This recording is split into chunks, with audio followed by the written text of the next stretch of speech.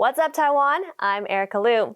The end of the year 2021 is just around the corner, and today on our show, we're going to reflect on the people who made a difficult year more manageable.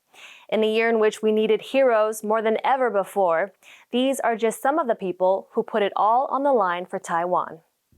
Taiwan's Olympians picked up 12 medals in Tokyo, more than at any other Olympics, and charming everyone watching from home. With a steady hand, Health Minister Chen guided Taiwan through its worst outbreak of COVID-19 to date, and his trusty mascot, Zongcai, did her part too. Our fighter pilots worked around the clock to keep the nation safe, and President Tsai Ing-wen stood strong in the face of threats from China. But this year, more than anything, it was the ordinary people doing extraordinary tasks who won our hearts, like the medical staff keeping us safe and vaccinated, and everyone who masked up and got their jabs. This year, you were our heroes too. In 2021, we were fortunate enough to meet some of these heroes, and today we want you to hear them speak too. We begin with Taiwan's friends in the international community who have grown more vocal in their support of the country. Some, like Lithuanian parliamentarian Dovilė Šakalienė, have even gotten sanctioned by China in the process. But that hasn't stopped her. If anything, it spurred her on. TaiwanPlus's Yinka sat down with the parliamentarian to find out why she's risking it all to stand in solidarity with Taiwan. She told us why she sees China as a global aggressor rather than a global power.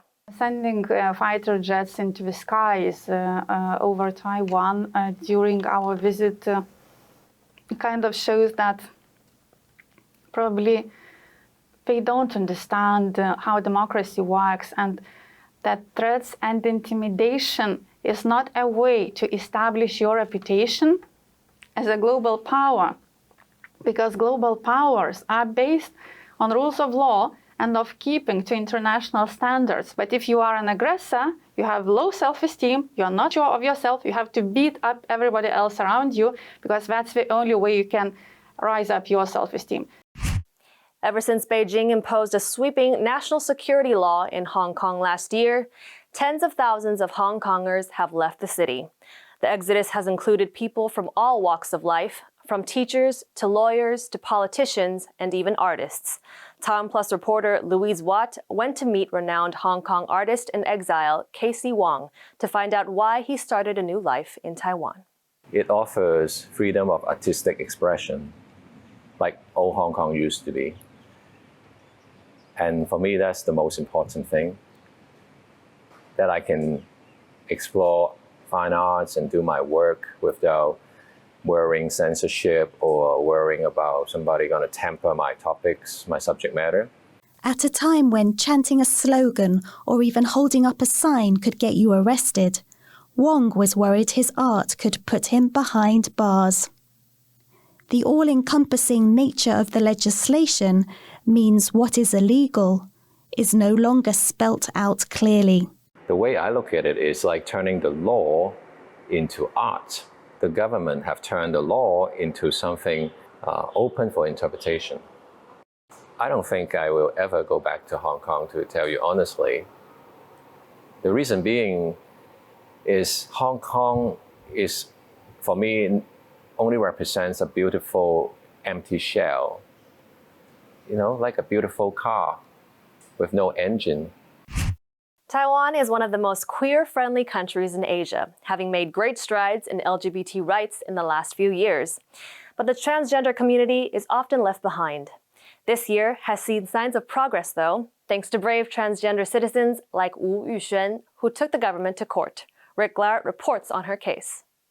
Wu is suing the government because it won't let her change her identification documents to reflect her gender without undergoing surgery. It's a situation she says contravenes her right to privacy and causes problems in everyday life.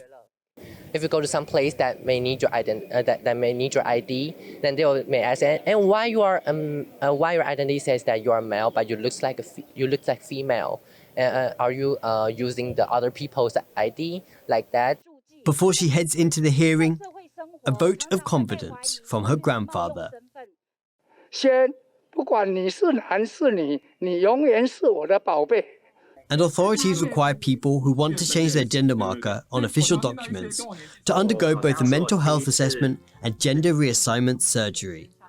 Human rights groups are trying to change that. Yeah, because we believe that everybody enjoy the right to obtain the identification in line with their gender identity.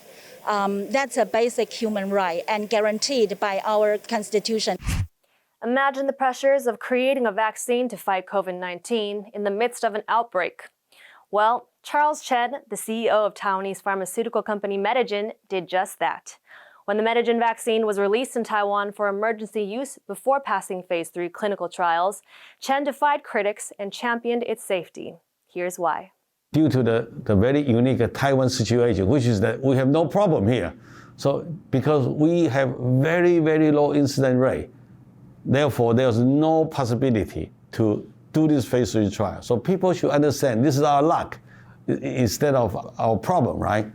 But now when you look at the data today, especially the one I said that we published in Lancet, people should feel more confident.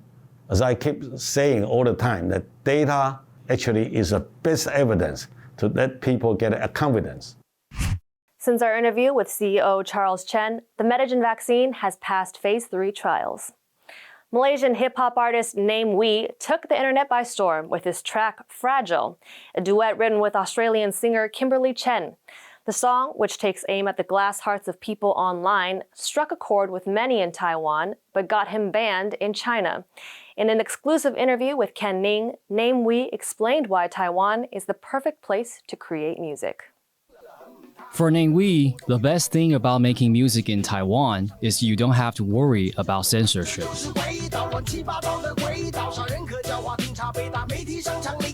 你说创作作品，其实在哪里都可以创作，只是发表作品的时候，我觉得台湾这边给我的包容度是很大的。而且之前我写过一首歌叫《鬼岛》，那首歌其实是有在酸，也有在讽刺什么一些台湾的一些现象什么。然后这种歌如果在一些其他某国家可能会被骂死，或者被禁、被下架、被封杀，台湾没有，而且还让我入围金曲奖最佳年度歌曲。对我来说是一个就是台湾就是有这样的包容力跟尺度。With the support of his peers and fans around the world, Namewee is an artist at the height of his powers. And as his latest album makes clear, the freedom of creativity requires freedom of speech. And in Taiwan, Namewee has found the perfect partner for his music. Patrick Chen, Chris Ma, and Ken Ning for TaiwanPlus. She's the Hacktivist-turned-Minister that used technology to help beat back Taiwan's COVID outbreak. Audrey Tang has also become a poster woman for Taiwan's unique brand of democracy and recently represented the country at Joe Biden's inaugural Summit for Democracy. She told TaiwanPlus Zinkavat why we need digital public spaces. Well, I believe that democracies around the world are now seeing what Taiwan have seen in 2016 when we classified for the first time the investment in digital public infrastructure as public infrastructure. Prior to that, infrastructure money and budget were allocated mostly for concrete things like buildings made out of concrete. But actually, after that, we now know the digital equivalent of museums, of public libraries, of town halls, of university campuses, and so on are every bit as worth investing as their concrete counterparts. For if we do not invest in the digital commons, the citizens in a democracy will be kind of forced to take their democratic conversations in the digital equivalent of the entertainment sector. And that will lead to more, I guess, polarization and a less legitimacy of democracy itself, because it will amplify the more antisocial parts of democratic discourse rather than the pro-social part. Thank you for joining me for this look at Taiwan's Heroes of the Year. I'm Erika Liu. Remember to download the TaiwanPlus app and stay tuned all this week as we celebrate some of our favorite moments of 2021. Take care.